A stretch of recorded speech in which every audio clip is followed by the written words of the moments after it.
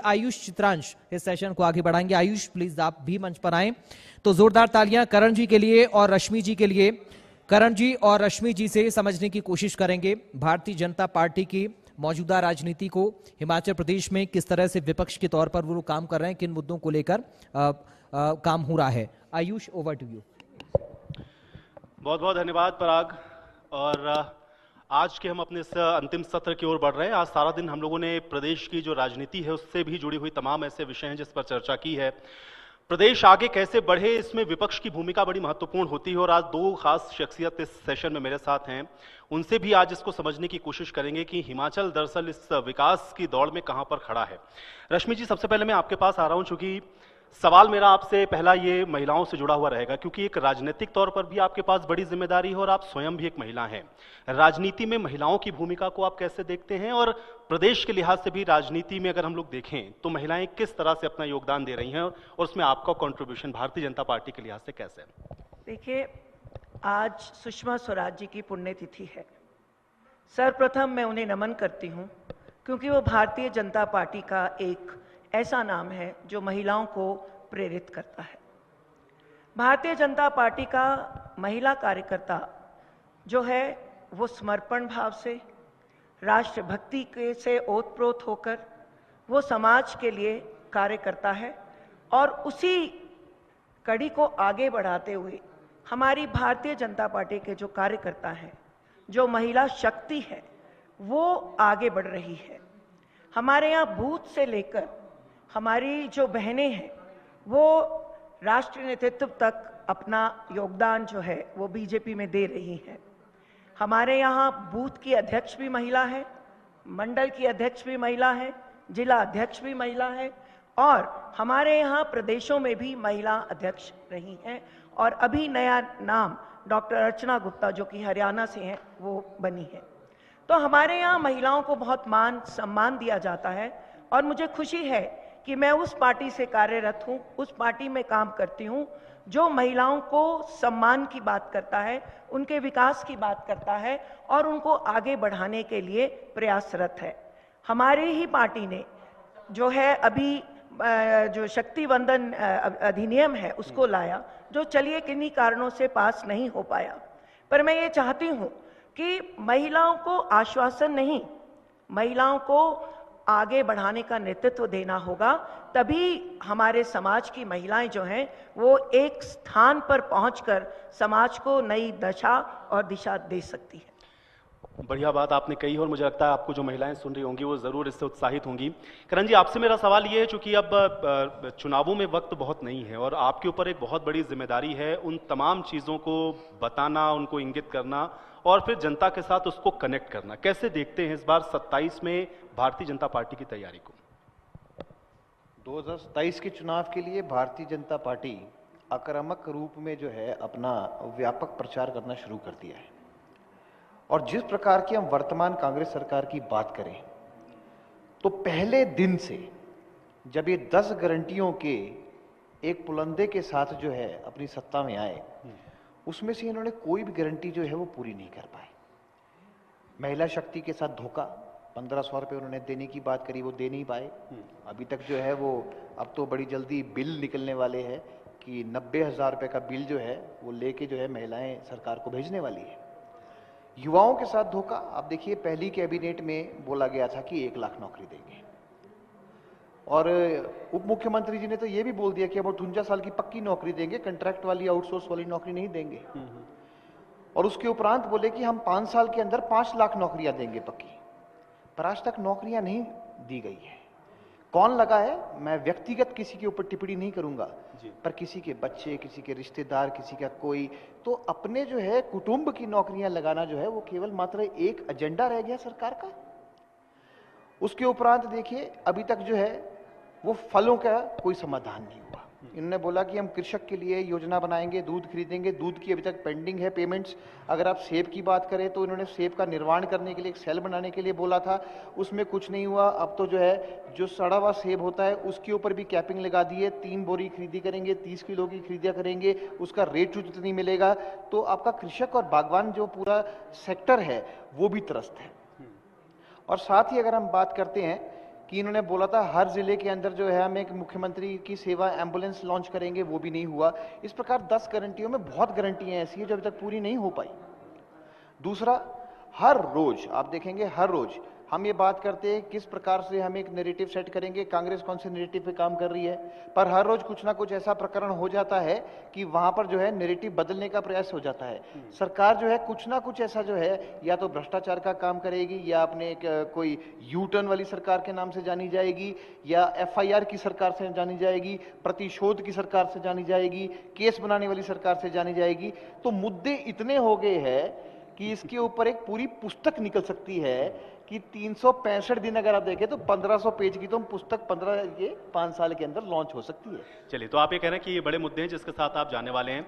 Ma'am, आपसे सवाल मेरा ये है, चूंकि राजनीति में आपने जाहिर है कि अपनी इस मेहनत से इस मुकाम को कमाया है और यहाँ तक आप पहुंचे हैं, वो महिलाएं जो राजनीति में आना चाहती हैं उनको आप यहाँ से क्या कहेंगे? और दूसरा ये, चूंकि आप खुद एक सशक्त राजनेता की भूमिका में हैं, तो सबसे बड़ा चैलेंज क्या होता है महिला के लिए जब वो राजनीति में या इसमें इस सेक्टर में आकर के अपने आप को आगे बढ़ाने की दिशा में प्रयास करती है? देखिए, मैं एक बात अवश्य कहूंगी कि ये रास्ता आसान नहीं है। कारण ये है कि जो महिलाएं पारिवारिक पृष्ठभूमि से नहीं आती हैं राजनीति में, उनका रास्ता थोड़ा कठिन होता है। लेकिन अगर उनके अंदर क्षमताएं हैं, उनके अंदर कुछ कर गुजरने की इच्छा है, दृढ़ निश्चय से अगर वो आती हैं, तो वो नेतृत्व कर सकती हैं। और सबसे बड़ी बात, मैं किसी पॉलिटिकल बैकग्राउंड से नहीं हूँ। मैं ABVP की एक्टिविस्ट थी। मैंने वहाँ से डिसिप्लिन सीखा, वहाँ से मैंने राष्ट्रभक्ति का प्रेम सीखा, मैंने वहाँ से अपने आप को आगे बढ़ाने का कार्य प्रारंभ किया। मंडल अध्यक्ष से लेकर राष्ट्रीय उपाध्यक्ष 2 बार रहने का सौभाग्य मिला। वो सिर्फ एक आपकी मेहनत, आपकी दृढ़ शक्ति और सबसे बड़ी बात संगठन के प्रति समर्पण, और जो मैंने अपने लीडर्स से सीखा, जगत प्रकाश नड्डा जी से, धूमल जी से और महेंद्र पांडे जी से, जो उन्होंने मुझे जब एक्टिविस्ट के रूप में पार्टी ABVP में लाया, तो वो दर सीढ़ी चढ़ते हुए आज मैं इस मकाम पे हूँ कि मुझे खुशी है कि मैं बहुत बहनों को सहयोग कर सकती हूँ। इसमें कोई शॉर्टकट नहीं है। बहुत सारी बहनों को लगता है कि हम शॉर्टकट करके सीधे डायरेक्ट जो है वो एक हाई पोजीशन पे पहुंच सकते हैं। मेरा ये मानना है कि जब तक आप पहली सीढ़ी नहीं चढ़ेंगे तो आपकी 10वीं सीढ़ी पहुंचने तक आप विफलताओं का सामना करेंगे। तो पहली सीढ़ी चढ़ना हर महिला के लिए आवश्यक है, और वो अगर आपके अंदर इच्छा शक्ति है और अगर आप समाज के लिए, अपने देश के लिए, अपने प्रदेश के लिए, अपने शहर के लिए कुछ करना चाहते हैं, तो शुरुआत वहां से करिए। आइए, भारतीय जनता पार्टी नई बहनों को अपने यहाँ सम्मिलित करने का आह्वान करती है, क्योंकि हम आपको एक नया जो है प्लेटफॉर्म देंगे, पर आप में काम करने की इच्छा होनी चाहिए। करण जी, चूंकि अभी आपने कहा कि नैरेटिव है और नैरेटिव जब लोगों तक पहुंचता है तो लोग कहीं ना कहीं उसके इन्फ्लुएंस में होते हैं, और अभी हम लोगों ने उसका एक बहुत बड़ा एग्जांपल देखा है जंतर मंतर पर। ये नैरेटिव बिल्डिंग जो है या जो परसेप्शन की राजनीति है, क्या उसमें भारतीय जनता पार्टी कहीं चूक जाती है? प्रधानमंत्री को खुद आना पड़ता है रात के 12 बजे देश के बच्चों को संबोधित करने के लिए, और फिर पूरा एल्गोरिदम हम लोग देखते हैं कि बदलता है सोशल मीडिया का। तो क्या इस नैरेटिव बिल्डिंग में कहीं आप लोग को लगता है कुछ कमी है या खामी है, या उन चीजों को आप उस तरीके से कन्वे नहीं कर पा रहे जनता को? भारतीय जनता पार्टी एक अनुशासित राजनीतिक दल है, और यहाँ पे जो भी निर्णय लिया जाता है वो छोटी टोली से लिया जाता है, और छोटी टोली से वो प्रदेश की टोली में आएगा और उसके बाद जिला और मंडल और बूथ स्तर तक जाएगा। निश्चित रूप से प्रधानमंत्री जी अगर उसमें फेसबुक लाइव करते हैं या इंस्टा पे आते हैं तो वो एक नीतिगत निर्णय होता है, वो अकेले नहीं करते हैं। और अगर आप देखें, भारतीय जनता पार्टी हमेशा युवा, तरुण, जो आपके स्टूडेंट्स थे उनके साथ ही थी। कभी भी जो है, जब तक उसके अंदर राजनीतिकरण नहीं हुआ, तब तक जो है, जो स्टूडेंट्स एजिटेशन कर रहे थे, भारतीय जनता पार्टी उनके साथ खड़ी थी, उनके साथ बातचीत भी थी, उनके सुनाई भी हो रही थी, निर्णय भी जो लिए जा रहे थे। और जब भी आप देखेंगे, अगर हम प्रधानमंत्री जी की बात करें, तो चाहे हम किसी भी बड़े ऑपरेशन की बात करें, चाहे सिंदूर हो गया या कोई भी ऑपरेशन हो गया, वो जो निर्णय होते हैं वो वक्त से पहले बाहर नहीं आते हैं, वो एक नेशनल सिक्योरिटी का मामला भी होता है। पर अगर आप देखेंगे जब राजनीतिकरण हुआ तो किस प्रकार के राजनीतिक दल उस आंदोलन के साथ जुड़े, उसके साथ हम देखेंगे कि सीपीआईएम, कांग्रेस आई, एसपी, इस प्रकार के जितने भी लेफ्टिस्ट दल थे वो उसके साथ जुड़े और उसके बाद उस पूरे के पूरे आंदोलन को भड़काने का काम हुआ। अगर आप देखेंगे आम आदमी पार्टी के जितने भी ट्विटर हैंडल्स और सोशल मीडिया हैंडलर्स थे वो भी मंचों के ऊपर पाए गए, पर उनके साथ संवाद नहीं हुआ। मैंने ये सवाल इसीलिए आपसे पूछा ना, क्योंकि अब पैरेलल आप देखिए, अभी झारखंड में जिस तरह से प्रदर्शन चल रहा है वहां भी उसी तरह से स्टूडेंट बैठा हुआ है, पंजाब में अभी क्या हुआ है वो हम लोगों ने, सब लोगों ने देखा, लेकिन वो उस तरह का एक माहौल, एक मोमेंटम क्रिएट नहीं हुआ, क्योंकि वहां पर जहां केंद्र में आपकी सरकार है, विपक्ष कितना एक्टिवली उसमें पार्टिसिपेट हो जा रहा है या उनको बैक करना शुरू करता है, लेकिन जहां आप लोगों को ये बताना है ये खामी है, उसमें कुछ कमी आपको लगता है या उसमें कोई स्ट्रेटेजी भारतीय जनता पार्टी को बदलने की जरूरत है? देखिए, उसमें जो भी स्ट्रेटजी बनी है वो नीतिगत बनी है और उसके बाद जो निर्णय आए हैं पार्लियामेंट में हमें वो देखना चाहिए।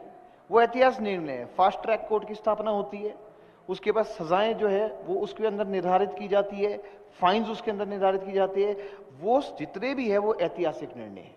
हमारे मुताबिक जो है हम कभी भी समाज के साथ जो है वो किसी भी तनाव और कॉन्फ्लिक्ट में नहीं जाना चाहते हैं। हम समाज के अंदर मिलकर समाज के रूप में जो है काम करना चाहते हैं।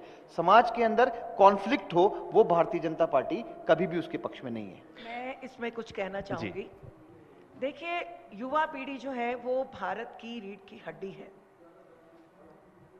आपको पूरा अधिकार है विरोध करने का, लेकिन लोकतांत्रिक तरीके से आप अपनी बात रखिए। आपकी बात हर व्यक्ति सुनेगा। हमारे प्रधानमंत्री मोदी जी भी सुनते हैं और उसी पर वो एक्शन लेते हैं। लेकिन सिर्फ विरोध के लिए विरोध करना, उसमें आप राजनीति को डालना, वो युवा शक्ति को नहीं करना चाहिए, क्योंकि युवा शक्ति आने वाले समय में हमारे समाज का एक आईना है। उनको आगे बढ़ना है, क्योंकि उन्होंने ही कल आने वाले समय में देश की कमान संभालनी है। मेरा उन सब से आग्रह है कि आप अपनी ऊर्जा, अपनी शक्ति, अपनी इच्छा के अंदर जो आप बदलाव चाहते हैं, भारत में भ्रष्टाचार को खत्म करना चाहते हैं, उसके लिए आप आगे बढ़े। जेनजी हैं आप, और मेरे घर में भी 2 जेनजी हैं, लेकिन मैं हमेशा यही कहती हूं, विरोध करने का तरीका सही होना चाहिए, ना कि उसमें जो असामाजिक तत्व होते हैं अगर वो घुल जाएं तो वो स्थिति भयानक हो सकती है। देश के लिए जो है वो समय खराब हो सकता है। हमें उनकी बात भी सुननी है, लेकिन लोकतांत्रिक तरीके से। रश्मि जी, एक सवाल और भी मेरा महिलाओं से जुड़ा हुआ है, क्योंकि लोकसभा चुनावों के दौरान मुझे बहुत सारी कॉन्स्टिट्यूएंसीज में अलग अलग जगह जाने का मौका मिला। प्रधानमंत्री को लेकर के जब भी हम लोग कोई फीडबैक लेते हैं या बात करते हैं तो एक अलग वर्ग दिखता है महिलाओं का जो उनकी योजनाओं से लाभान्वित है, प्रभावित है और वो उनको वोट करता है। प्रदेश के अंदर जब हम लोग आते हैं तो उन स्कीम्स के साथ, सेंटर की जो स्कीम्स हैं उससे कैसे आप लोग उसको कनेक्ट कर रहे हैं, और क्या महिलाएं आपको हिमाचल प्रदेश में, चूंकि आपके पास एक बड़ी जिम्मेदारी भी है, तो क्या आपको लग रहा है कि महिलाएं कनेक्टेड हैं उन सारी चीजों से आप लोगों के साथ, और आप लोग कन्वे कर पा रहे हैं वो चीजें? देखिए, ये बहुत अच्छा प्रश्न है। मैं आपको बताना चाहूंगी कि भारतीय जनता पार्टी की महिला शक्ति जो है वो घर घर जाती है, और घर घर भारतीय जनता पार्टी ने जो योजनाएं केंद्र में दी और जब हमारी सरकार थी हमने दी, उनको घर घर तक पहुंचाया। लेकिन जो वादे झूठे होते हैं, जिनको आप जो है वो वादा दिया और उसको फिर भूल गए, फिर चुनावी जुमला बन गया, और आने वाले समय में आप उसको ये कहकर कि हमने इधर पैसा दिया, हमने उधर पैसा दिया। देखिए, बहनों को आपने लुभाया, उन्हें ठगा, लेकिन अब इस बार बहनों ने कमर कसी है। उनको समझ आ गया कि मोदी जी जो बोलते हैं वो करके दिखाते हैं, लेकिन कांग्रेस सिर्फ जुमलेबाजी करती है, झूठे वादे करती है, और कांग्रेस की गारंटी जो है वो चुनावों के समय आती है। और मैं एक बात बता दूं आपके माध्यम से कि जनता सब याद रखती है। जनता याद रखती है गारंटियों को, जनता याद रखती है प्रदर्शनों को, जनता याद रखती है कि किस नेता ने कब क्या कहा। और अब 2027 में भारतीय जनता पार्टी बहुमत से जीतकर आएगी, यहाँ पर हमारे एक प्रदेश के लीडर ने कहा कि हमारे यहाँ 5 धड़े हैं। वो भूल गए ये बात कि भारतीय जनता पार्टी एकजुट है, मुट्ठी है और हम मिलकर काम करते हैं। हमारे संगठन में सबको काम बांटा हुआ है, उनको दिया गया है काम अलग अलग तरीके से करने का, इसलिए उन्हें लगता है कि 5 गुट है। ऐसा नहीं है भाई साहब, 5 गुट तो है ही नहीं। हम एक हैं, एक थे और एक रहेंगे और 2027 का चुनाव हम अपनी मातृशक्ति के माध्यम से ही जीतेंगे। चलिए करण जी, एक चीज और मैं जानना चाह रहा हूं आपसे, चूंकि आपने कहा कि इस सरकार में विफलताओं की फहरिस्त इतनी लंबी है कि उस पर एक पूरी किताब लिखी जा सकती है, लेकिन कोर इश्यूज भी बहुत सारे ऐसे होते हैं जिस पर जनता बहुत जल्दी कनेक्ट करती है। तो ऐसे क्या बड़े मुद्दे आपको लगता है इस बार जिसको आप जनता के बीच में लेकर के जाएंगे? सरकार में भ्रष्टाचार एक बहुत बड़ा मुद्दा है और मुख्यमंत्री कार्यालय खुद जो है भ्रष्टाचार के तारों के साथ जुड़ा दिखाई देता है। आप देखिए किस प्रकार से ट्रेजरी को बंद किया जाता है और ट्रेजरी लंबे समय तक बंद रहती है और जब वो खुलती है कुछ चुनिंदा जो है ठेकेदारों की पेमेंट रिलीज होती है और उसके बाद वो बंद हो जाती है। तो इस ट्रेजरी का क्या मान रहा? दूसरा, आप सोलन के बात करिए, वहां पे एक लैंड डील हुआ, वो चर्चित रहा। आज तक जो है वहां पे कई एसडीएम, एडीएम्स और जो प्रशासनिक अधिकारी है वो सारे के सारे उस लैंड डील से जुड़ते दिखाई दिए, तब भी उसके ऊपर अभी तक कोई कार्रवाई नहीं होती है। बात मुख्यमंत्री पेपर लीक की करते हैं। जब पेपर लीक के ऊपर इंक्वायरी होती है और जब वह बड़े बड़े अफसरों के नाम आते हैं तो अभी तक जो है वो होम डिपार्टमेंट, क्योंकि मुख्यमंत्री स्वयं जो है वो होम मिनिस्टर है हिमाचल प्रदेश के, अभी तक उन अफसरों के ऊपर जो है वो क्यों नहीं उसको जो है वो स्वीकृति देते कि उनके ऊपर एक्शन हो। अगर आप कांगड़ा में देखें, कांगड़ा के अंदर जो है वो भूमिगत कितने मामलों जो है वो भ्रष्टाचार के आए। अभी आप देखिए न्यू चंडीगढ़ बनाने की बात होती है जो बॉर्डर पे बन रहा है, उसके अंदर कितनी जो है विफलताएं सामने आई है। बल ट्रक पार्क जैसी चीज है, वहां पर जो है प्लॉट वाइज जो है वहां पे जो आवंटन होने का प्रयास किया जा रहा है वो भी बहुचर्चित है। इतने मामले हैं यहां पर और इनके नेता जो स्वयं है वो पहले उपाध्यक्ष थे कांग्रेस पार्टी के, वर्तमान में भी हो सकते हैं, वो स्वयं कहते हैं कि यहां पर 5 सूटकेस वाली सरकार चलती है जिसमें से 3 सूटकेस दिल्ली जाते हैं और 2 सूटकेस हिमाचल प्रदेश में रहते हैं।